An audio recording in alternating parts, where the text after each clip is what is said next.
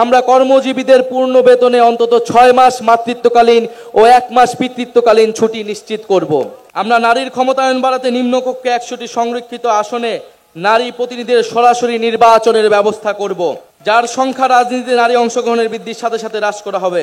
উত্তরাধিকার সম্পত্তিতে নারীর প্রাপ্য অধিকার দ্রুত বুঝে পেতে সর্বপ্রকার আইনি সহায়তা প্রদান করা হবে।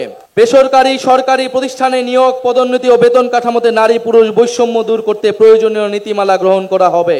পরিবার ও আমাদের সার্বিক অর্থনীতিতে গৃহিণী নারীদের অবদান দেশজ উৎপাদন হিসেবে মর্যাদা পাবে ও দেশজ উৎপাদনের অন্তর্ভুক্ত হবে। প্রতিটি থানায় নারী সহিংসতা প্রতিরোধে সেল ও নারী পুলিশ নিয়োগ বাধ্যতামূলক করা হবে। ওয়ালটন এখন দেশের সীমানা পেরিয়ে পৌঁছে গিয়েছে 50টিরও বেশি দেশে।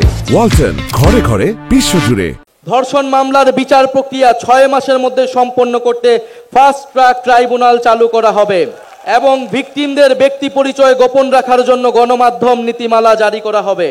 কর্মক্ষেত্রে ব্রেস্ট ফিডিং ও স্যানিটারি উপকরণ ব্যবহারের নির্দিষ্ট স্থান রাখার নিয়ম করা হবে। পরিবার, শিক্ষা প্রতিষ্ঠান, কর্মক্ষেত্র, অনলাইন, যানবাহনে নারীদের হয়রানি ও নির্যাতন প্রতিরোধে আইনি কাঠামোর যথাযথ সংস্কারের মাধ্যমে কঠোর শাস্তির বিধান করা হবে।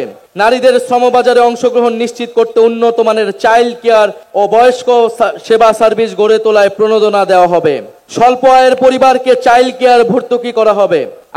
আমরা কর্মজীবীদের পূর্ণ বেতনে অন্তত 6 মাস মাতৃত্বকালীন ও 1 মাস পিতৃত্বকালীন ছুটি নিশ্চিত করব। নারীদের মাতৃত্বকালীন প্রজনন স্বাস্থ্য নিশ্চিত করতে আমরা যথাযথ উদ্যোগ গ্রহণ করব।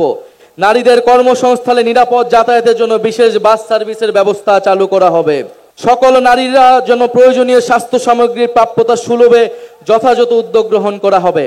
অনুন্নত ও পিছিয়ে পড়া অঞ্চল, মাদ্রাসা ও পাহাড়ি অঞ্চলের স্বল্প আয়ের পরিবারের নারীদের উচ্চশিক্ষার জন্য বৃত্তি চালু করব।